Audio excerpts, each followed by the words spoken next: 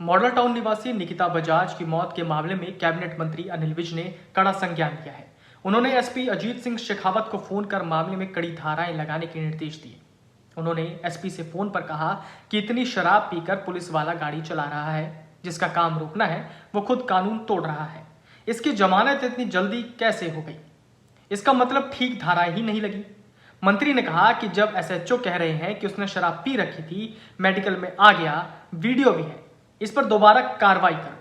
इसके बाद कैबिनेट मंत्री अनिल विज ने परिजनों को एसपी के पास भेज दिया।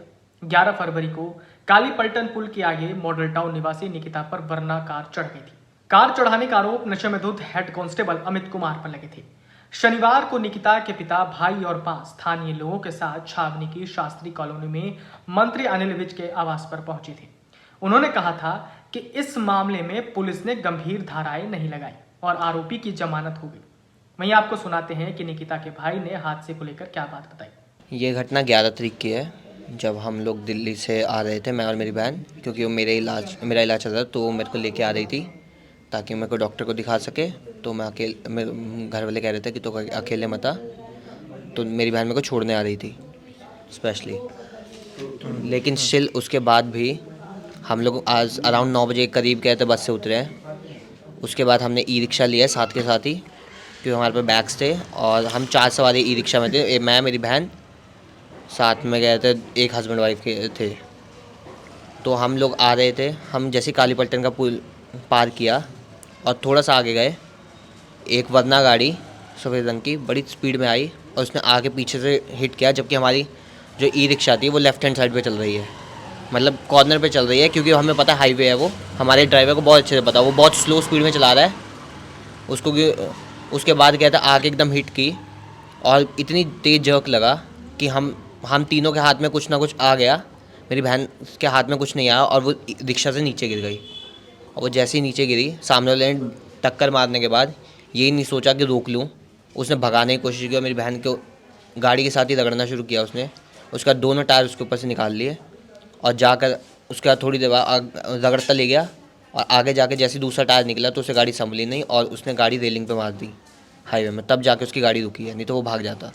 और जब वो बाहर निकला, उसका पैदल भागना शुरू किया, तो हमने जाके पकड़ा।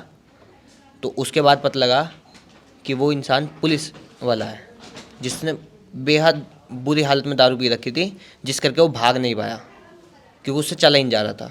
वो इंसान गाड़ी लेके जा रहा है जिस गाड़ी का इंश्योरेंस नहीं है पिछले 3 साल से। 2024 में उसका इंश्योरेंस हो चुका है। उसके अलावा उसके अंदर पॉल्यूशन नहीं है, जो हमने ऑनलाइन चेक कराया, जिसके हमारे पास स्क्रीनशॉट्स हैं। अस्पताल में जो पुलिस के अधिकारी हैं वो उसे किस प्रकार का ट्रीटमेंट देख रहे थे और आपको कैसा महसूस हो रहा था? उसको ट्रीटमेंट ये दे रहे थे, वो उसको अंदर बिठाया हुआ है, 10 लोग उसकी सिक्योरिटी में लगे हुए हैं। 3 से 5 पुलिस वाले अंदर रूम के अंदर बैठे हैं उसको सिक्योरिटी देते हुए। डॉक्टर के रूम में बैठा है वो, बाहर उसके 3-4 पुलिस वाले खड़े हैं। गेट 5-6 पुलिस वालों ने बंद कर दिया। इतने पुलिस वाले की जरूरत क्या थी? वहाँ गेट बंद कर दिया। हम फैमिली वालों को अंदर नहीं आने दे रहे। उसके कह रहे हैं तुम आक्रोश दिखा रहे हो। अरे हम फैमिली वालों को अंदर नहीं जाने दोगे? हमारी बेटी मरी है, हम वहाँ पे अंदर नहीं जा पा रहे, अब बेटी को देख नहीं पा रहे लास्ट टाइम, तो हम क्या करें? उसके बाद उसका मेडिकल नहीं हुआ, जबकि 9:30 की बात है ये। हॉस्पिटल हम 9:30 तक पहुँच गए थे। उसके बाद उसका मेडिकल रात को 12:30 बजे क्यों हुआ है? उसके बाद भी सैंपल नहीं भेजे गए हैं। सैंपल कह रहे हैं पोस्टमार्टम के बाद भेजे जाएंगे। ये कौन सा लॉ है? कहते हैं कि सैंपल जो है अगले दिन 12-15 घंटे के बाद भेजा जाएगा, ब्लड कोगुलेट होगा।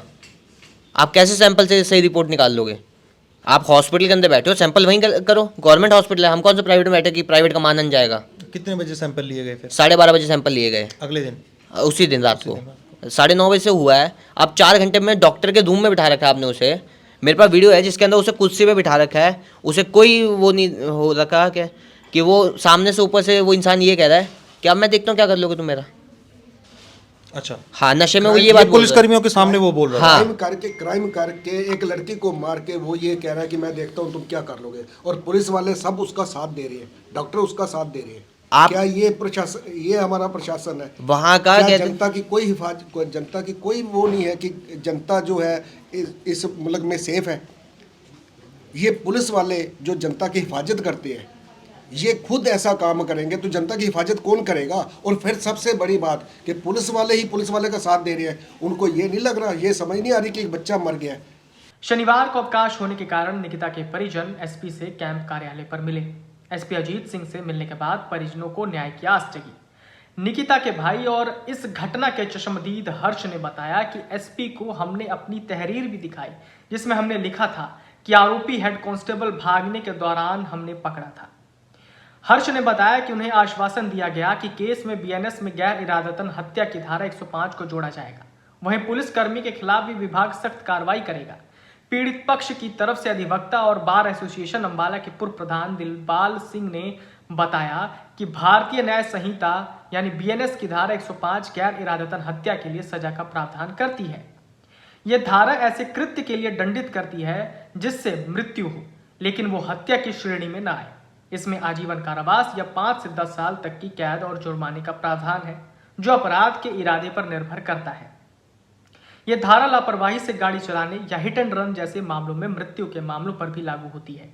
यह धारा हत्या के बराबर न होने वाले आपराधिक मानव वध से संबंधित है और सत्र न्यायालय द्वारा विचारणीय है। वहीं एसपी अंबाला ने कहा कि पीड़ित परिजनों की बात सुनी गई। इस पर एसएचओ को निर्देश दिए गए हैं कि धारा 105 के प्रावधानों पर विचार करें। इस धारा के लगने के बाद कोर्ट की अनुमति से आरोपी को दोबारा से गिरफ्तार किया जाएगा। वहीं इस धारा के लगने के बाद लापरवाही से गाड़ी चलाने की धारा 106 को हटाया जाएगा, क्योंकि दोनों धाराओं में से एक ही लगाई जा सकती है। आपके राज्य की खबरें, आपके शहर की खबरें सबसे पहले जानने के लिए देखते रहें अमर उजाला। चैनल को सब्सक्राइब जरूर कर लें और पाएं हर अपडेट।